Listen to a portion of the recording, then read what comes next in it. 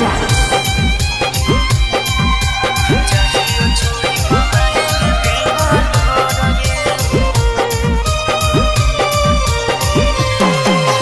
दिलवा हमर तोड़ी देनी मुहवा काहे मोड़ी लेनी झूठा कोई वादा छोड़ी हमरा काहे छोड़ी देनी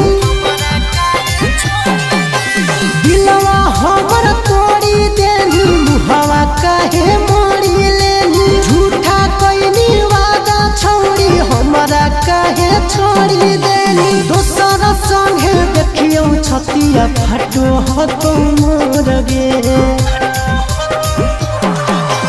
अखिया में लोर गे अब नय तो तोर गे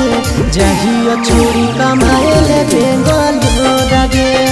देही अखिया में लोर गे अब नय तो तोर गे जहिया छोड़ी कमाए ले बेंगलोर गे।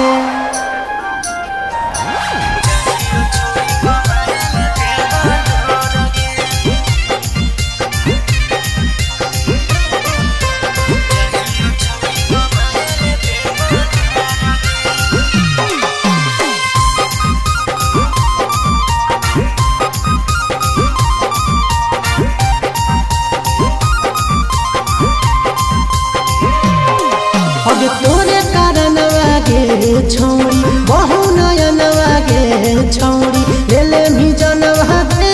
छौड़ी तू कौन खाना वागे छौड़ी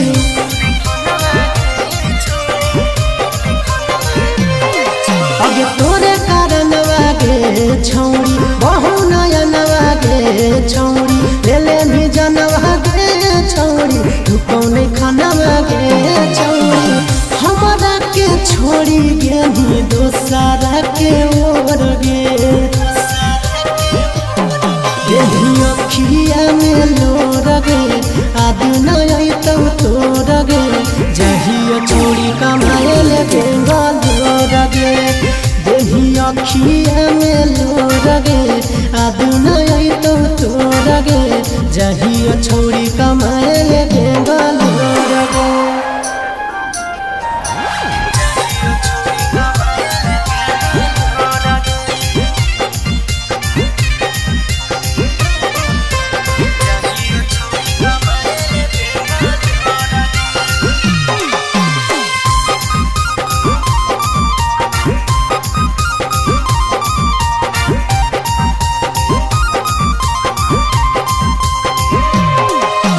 लाइफ अपन बनई बहुगे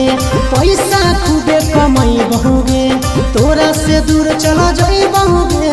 कबो न लौट के बहुगे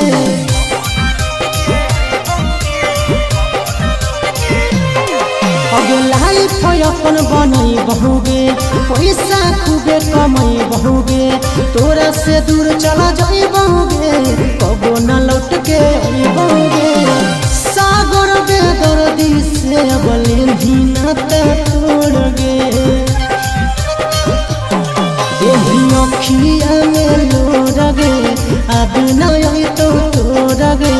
जहिया छोड़ी कमाए ले बेंगलोर गे देही अखिया में लोर गे अब नय तो तोर गे